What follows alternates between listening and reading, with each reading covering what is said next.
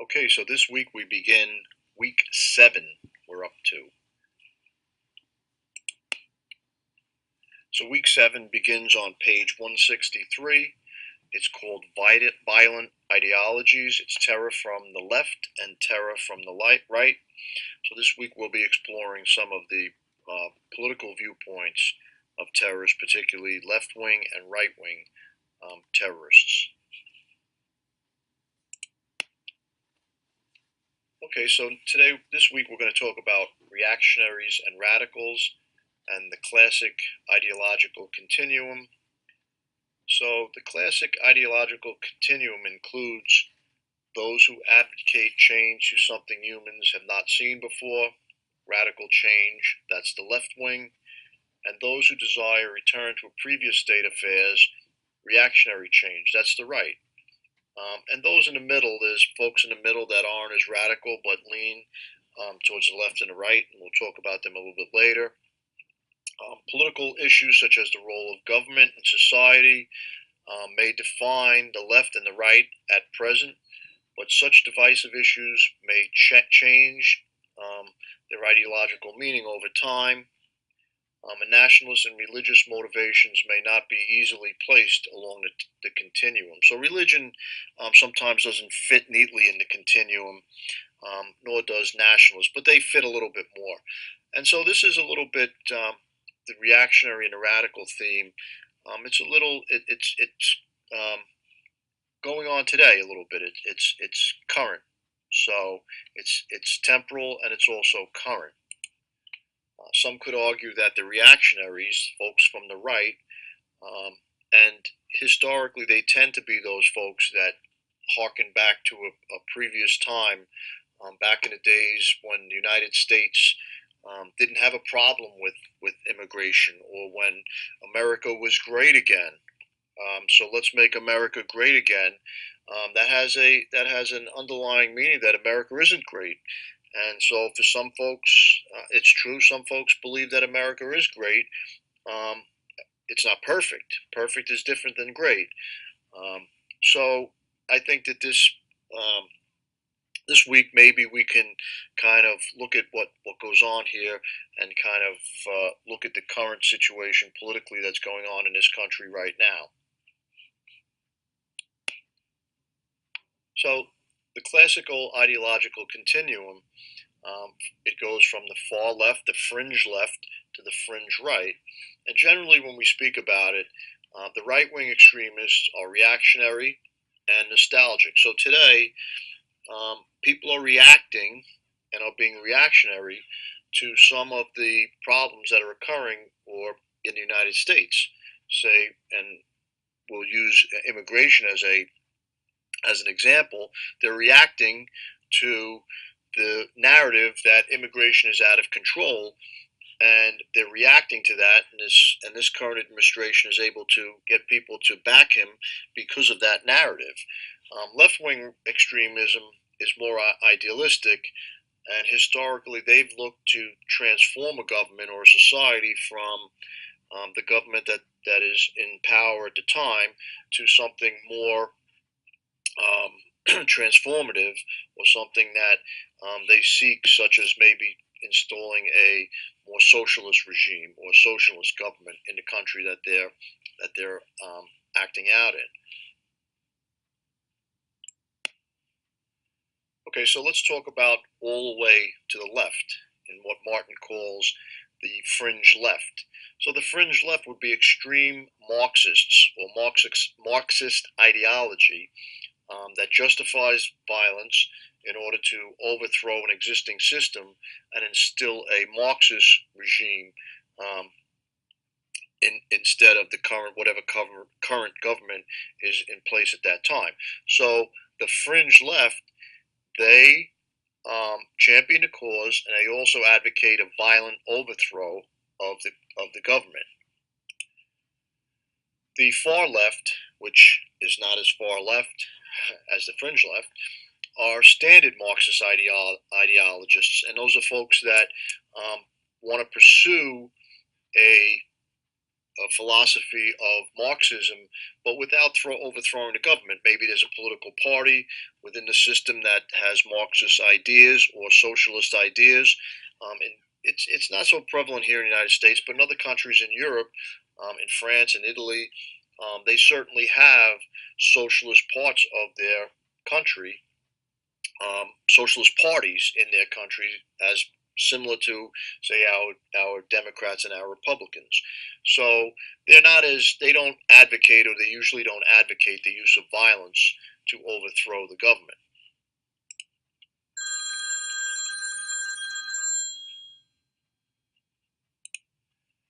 So liberalism is more of a mainstream and traditional movement in our country, and they advocate people's rights um, as opposed to um, versus their leaders, but now mainly desire government policy to protect and enhance um, these rights. In other words, versus their leaders. When I say versus their leaders, versus the government, it's they want the government to protect people's rights, as opposed to folks that advocate for too much government and don't want the government involved um, in social issues or issues that don't that pertain to human rights. They don't want the government to interfere in those.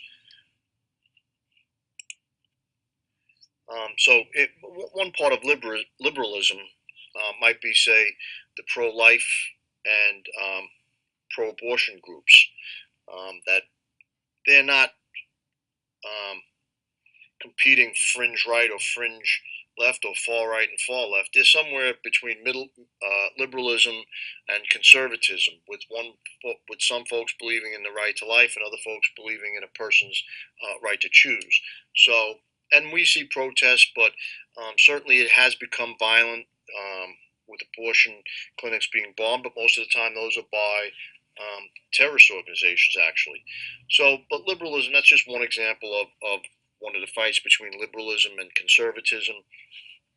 And then the next part is the moderate center. And the moderate center, Martin argues, is the locus of most citizens in many societies belong somewhere in the center, maybe leaning a little to the left or maybe leaning a little bit to the right, but most folks tend to lean or tend to be in the locus, in the middle, in the center, and that's where most folks fall. Again, on this slide, we have the moderate center also. So the moderate center in the previous slide might be folks in the moderate center that fall to the left. And on this slide, it might be the moderate center of folks that fall a little bit to the right. In the late 1960s, President Nixon appealed to those folks in the middle. He called them the silent majority, the folks that were not out protesting the Vietnam War, that were not out protesting for the civil rights of folks. And he appealed to those people, and he called them the silent majority. We hear it a little bit now today that that's who this current president, that's who he appealed to. Um, Certainly, he appealed to somebody, but the moderate center is usually the largest segment in democracies. As we move further to the right, a little past the moderate center, is conservatism. It's a resistance of radical change in society, as first promoted by Edmund Burke. He's kind of like the father of conservatism. William F. Buckley certainly was one of the more articulate people that espoused conservatism. And its traditional conservatism was seen as too passive in promoting traditional values. So, neoconservative conservatism, what we see more today, is far more aggressive in promoting the values of conservative. And one of the values is less government, um, and a government that's not intrusive on people's rights, not intrusive on business, less regulations. So those are some of the values that neoconservatives espouse today. Um, Certainly, they are not pro-immigration. And folks, this time in history, this isn't the first time in history that the United States has become xenophobic. It occurred in the late 1920s into the I'm sorry, late 19 1919, the 19 teens, if you would want to call it, into the early 1920s. And in fact, in the 1925, an immigration act was passed that limited the amount of folks that came to this country from Europe. The people that were in this country felt that too many people were coming from Italy, and too many people were coming from uh, Eastern Europe, particularly Jews and Italians, and so they passed an immigration law that limited the amount of folks that came into this country. So it's not the first time that we've had this kind of atmosphere and climate in the United States. I urge you to go back and do some research on some of the immigration policies through the last century and read about them because they're quite interesting. So the far right is a strong defense of traditional order and values. So we hear this a lot: traditional values, um, uh, the traditional order, and it's usually defined with elements of idiosyncratic culture and religious heritage. Certainly, the Christian right, as they have called, advocate for strong family values. So there's kind of like a little bit of a dichotomy going on today. We don't see so much of the Christian right as we did in maybe previous Republican administrations. Um, the current president has been divorced several times. He has sort of a blended family, so he doesn't kind of fall into the traditional far right family values core, but certainly he has appealed to them. While American and European variants are both against the radical welfare state, and we hear this a little bit, the welfare state. We don't hear it as much, but it's starting to prop up a little more. So they differ in their embrace of organizational framework to promote their position. So basically, the far right is a little fractured in the way that they want to go about in limiting some of or eliminating some of the unwanted parts of the culture that they see. I would say, maybe sometimes the Christian right is far more conservative than some of the folks that we see in the Republican Party that are more socially liberal than the far right.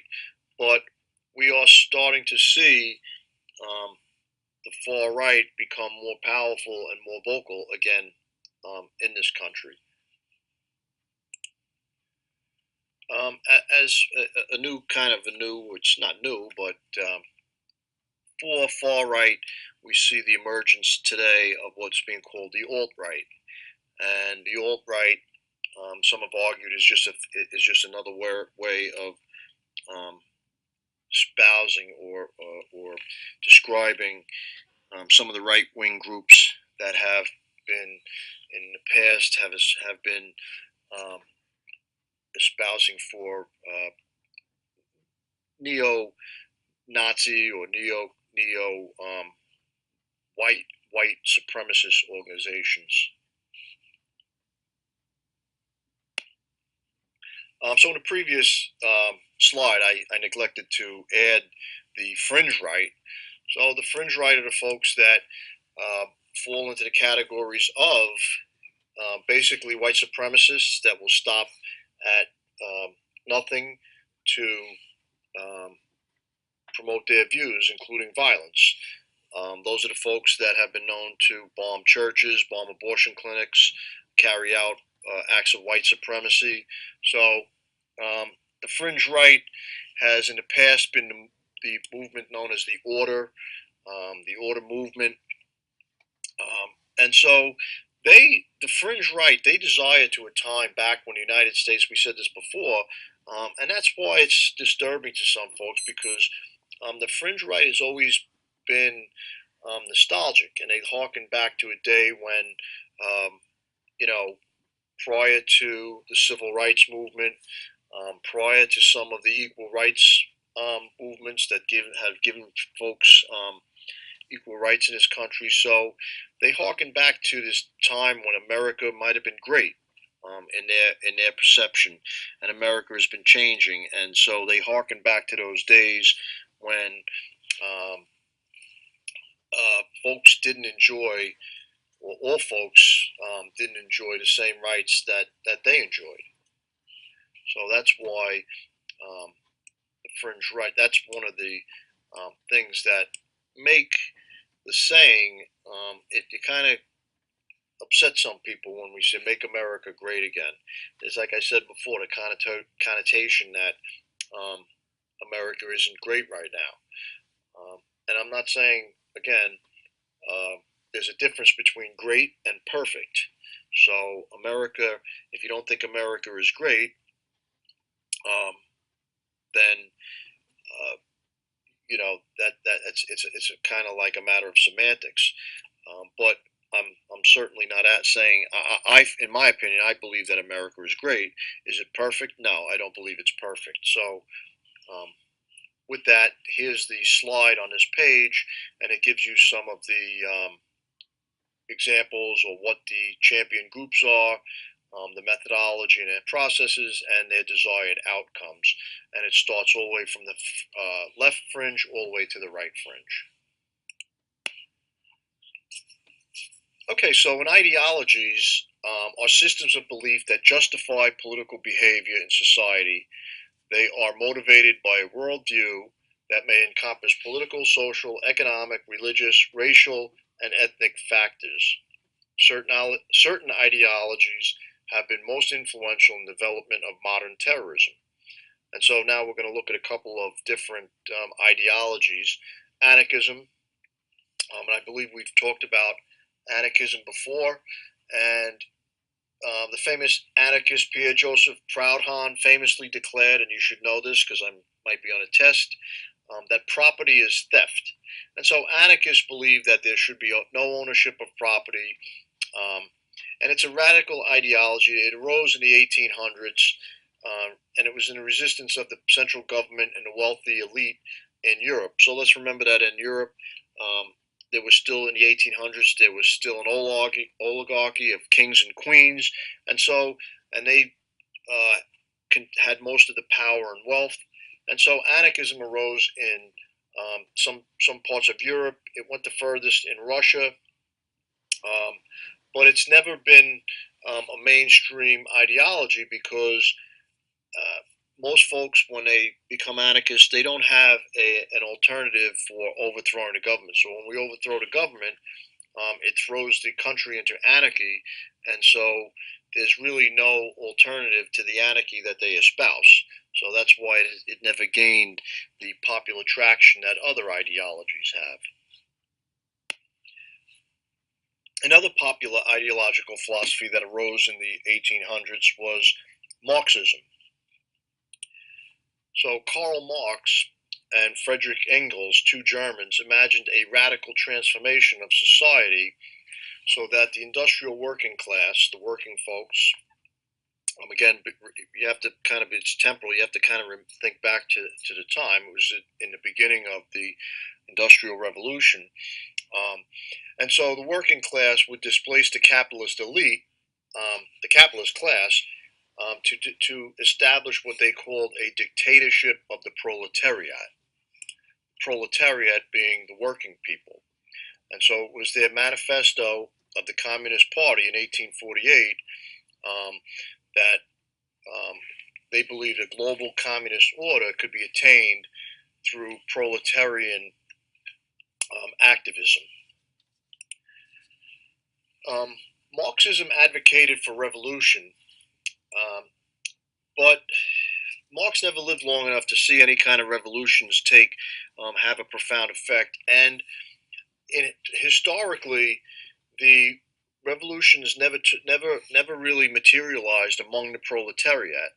They materialized among the peasants, and so the peasants generally rose up, the farmers and the peasants, and not the workers in the places where in the countries that did have revolutions. And so Marxism's appeal to the working people that Marx envisioned and Engels envisioned, it never really took hold. It did take hold amongst the lumpen proletariat, as they called them, who generally were the poor and farming class. So fascism is another ideology that became popular in the early part of the 20th century and carried over, and it's still, I don't want to say popular, but there still are fascist regimes in the world today. So Martin describes fascism as a reactionary ideology rising in, like I said, the early 1900s in response to the turmoil of communistic change and the disorders of democracy. The movement's motivation was restoration of, sometimes reimagined, cultural values, heritage under strong charismatic leadership, binding societies together like the faces. That's where fascism comes from. So, in the early part of the 20th century, there was turmoil in the United States. There was, uh, towards the late 1800s into the early 1900s, there had been several minor, almost minor depressions in the United States. The United States had several recessions during that time period. Um, Communism was becoming popular through the teachings of Marxism, and so the world was in a little bit of disarray. And out of that disarray arose several strong and charismatic leaders that were able to come to power in several European countries all at the same time. It was a confluence of different reasons. Most in Europe had to do with World War One at the end of World War One. So Mussolini, Benito Mussolini, he came to power in Italy and installed a fascist regime. Adolf Hitler came to power in Germany, and Francisco Franco in Spain, and they all developed fascist regimes. Franco was able to remain out and neutral during World War II, um, but Mussolini and Hitler actually banded together and formed the Axis powers along with Japan. They both um, used strong discipline to stay in power, and they employed terroristic violence. They unleashed their proxies to carry out their dirty deeds, so to speak. Germany and Italy were also expansionistic. Um, Mussolini had this vision of a new Roman Empire, and Hitler had a conception of racial superiority. Hitler's Aryan nation and Aryan ideology were that the German folks were superior to all other races, that they were the most superior race. Martin argues that despite the overthrow of Hitler and Mussolini after and during World War II, um, fascism still is popular in certain parts of the world, especially in Latin America, where we'll see strong and charismatic leaders come into power. They're very anti-democratic and they're also anti-communistic in their beliefs because obviously, if you're going to have a strong leader, he's not going to want to share the power and wealth amongst his um, people. They're often ethnocentric and militaristic, and the militaristic part is what keeps them in power. They often have a strong military. They spend a lot of time and effort in building up a strong military, and that's generally what keeps them in power. Back in the first slide, the first chapter, we talked about ethnocentric and what ethnocentricity is. So I'm not going to go over that. And so fascism was a very disruptive force in the last century, a disruptive ideology. So in this little chart, we have the three different ideologies that we talked about: Marxism, anarchism, and fascism. And he lists their proponents, the desired social outcome, and the applications. Um, and so the proponents of Marxism were Marx and Engels, and later they was picked up by different people in different countries, particularly in China, Southeast Asia. In anarchists, it was Proudhon, Proudhon, and Bakunin. And fascism uses, again, Mussolini and Hitler. The desired outcome for Marxism is a stateless society. For anarchism is a dictatorship. I think he has that back. That's backwards. Actually, it's wrong. And fascism is a new order. Actually, for Marxism, under there, it's supposed to be dictatorship of the proletariat, and under anarchist, it should have stateless society. And the applications were the people's will. Again, in the book, he talks about that, and that should be under um, anarchism, and the Russian Revolution should be under Marxism, and fascism is World War II era Italy and Germany. So I apologize for the little backup there, but it's kind of to keep you on your toes. So now we're going to talk a little bit about left-wing ideologies and activism. Left-wing activists identify a downtrodden class and trains a cadre group to act on behalf of that class, and what is called a vanguard action. So the radical left, their appeal historically has been to the poor um, and working class. They've had more of a profound effect and have been more successful with their appeal to the poor, um, farmers and folks that don't actually weren't able to um, jump into the industrial revolution and move forward in society. So a lot of places, um, farming and agrarian societies, the farmers, they were able to appeal to them. Um, Farming, let's face it, is a very hard way of life, and so um, most societies taken very little into account as the industrial revolution progressed to the folks that were growing and preparing and farming the food that we consume. So the left, in order to appeal or in order to overthrow a more powerful government, often turned to terrorists, and terrorists they became terrorist organizations. Um, in the book, he argues that they were ideologically isolated. Um, so their appeal, as the Industrial Revolution became and people became more industrialized countries and began working, um, the left felt that the working class was corrupted by capitalism.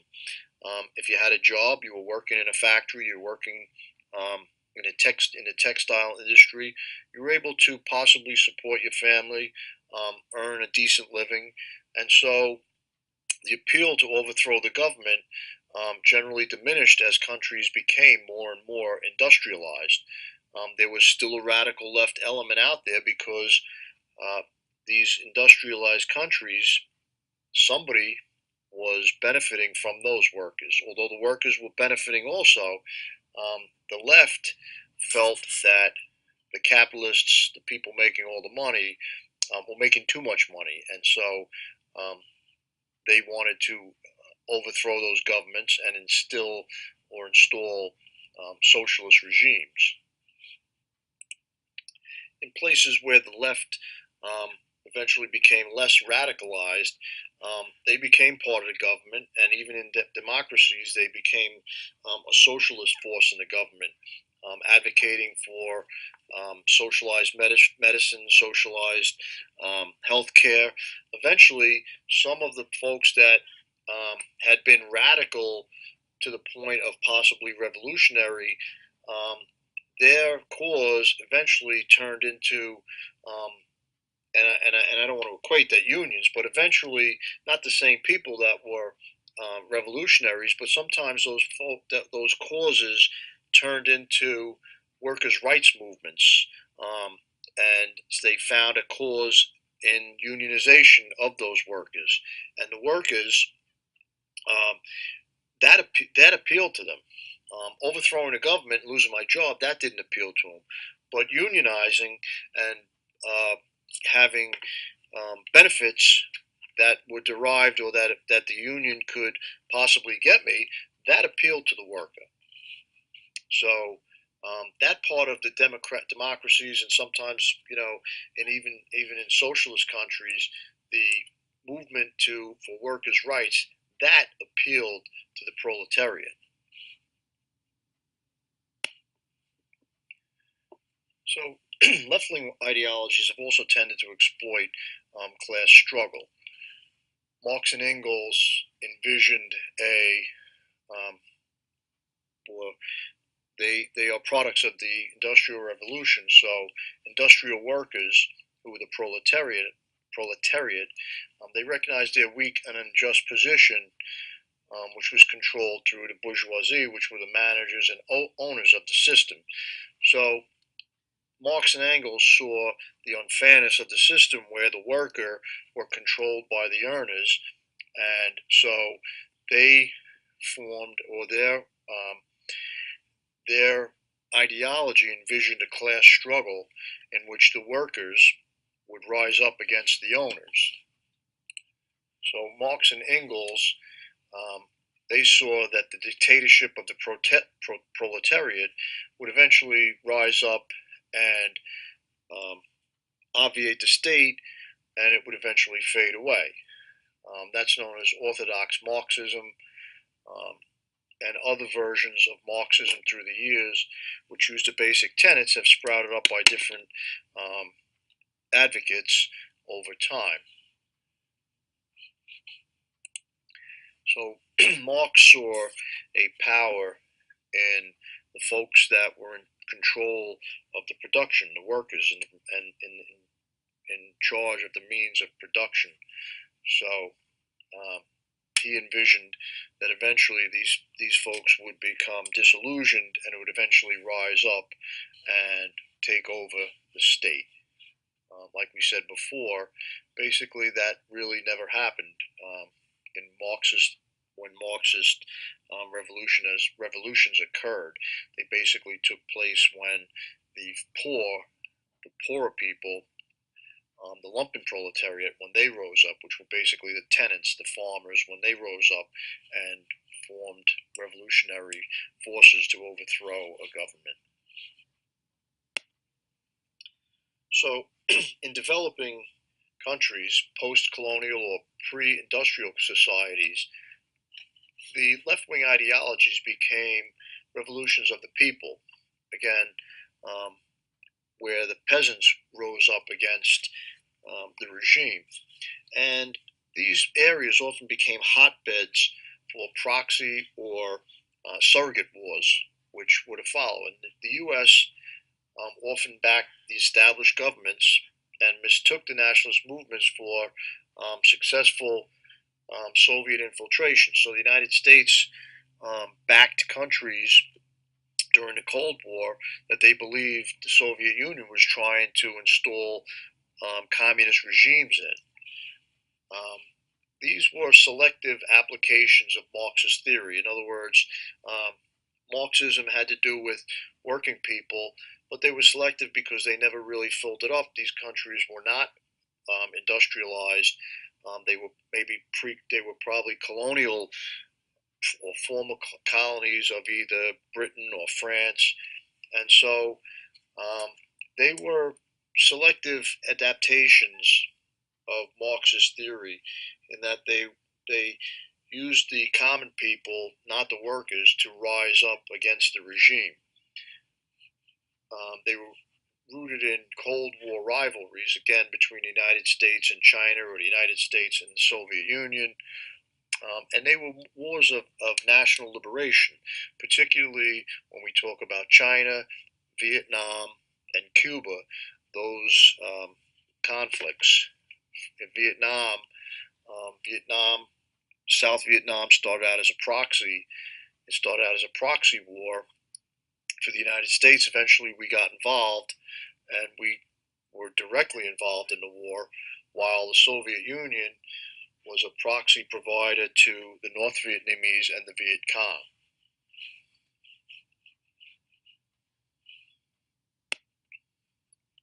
These conflicts in Vietnam, China, and in Cuba, they became out and out revolutions. But the leftist movement have often narrowed their activism to specific issues, particularly now when we talk about leftist actions left-wing actions here in the United States. Um, they have become more narrow in their focus. And when we talk about leftist organizations, in the last generation, they haven't been as active as far as terrorism goes. During the 1960s and into the 1970s, the left wing movement was quite active and performed a lot of had a lot more terroristic activity than they do now. So they were radicals within these movements. They chose violent strategies, but they were different movements, left wing movements. For example, there was the Black Power movement. There was the animal rights movement, which we saw the video earlier. The animal rights movement has used terroristic um, devices, um, not against people, but against property, and certainly we saw in a video that they people like Dr. Vlasic possibly would not stop at using terror against people. But these other groups, and we'll talk about them a little bit later on, left-wing groups from the 60s, they chose to use violence, and their cause was maybe to overthrow the United States government, but their cause was narrow. And realistically, I don't think they didn't really think that they'd ever overthrow the United States government. The Symbionese Liberation Army and several of the offshoots like that, the FALN, the Black Power movement, um, they use violence as typically as a last resort after graduating from other groups like maybe the students movement of the 60s. Some of the folks became legitimized and got jobs and moved on. Others didn't. They formed these groups and they used terror as a means of trying to, as a means to their ends. So some of these groups more or less were single issue terrorist groups, depending on what their cause or what their issue was. And that's what the Martin refers to them as single issue terrorists. So the left wing movement was quite active during the 1960s into the 70s and in South and Central America even into the 80s. Groups trying to overthrow the government, terrorist groups, left wing terrorist groups. But in the book, Martin cites some problems that they had. And there's a list of them here. I'm not going to go over them all. You can read the list here. But Marx and others incorrectly predicted a revolution in the 19th century's two most industrialized societies, Great Britain and Germany. That's who Marx, he was European, and he felt that those two societies would eventually erupt into a revolution, and the proletariat would overthrow the bourgeoisie, and eventually those two societies would become social or communist. And obviously, he was wrong. He predicted his prediction never came to pass. Again, you can read the list. But in practice, leftist revolutions became whatever activists needed it to be.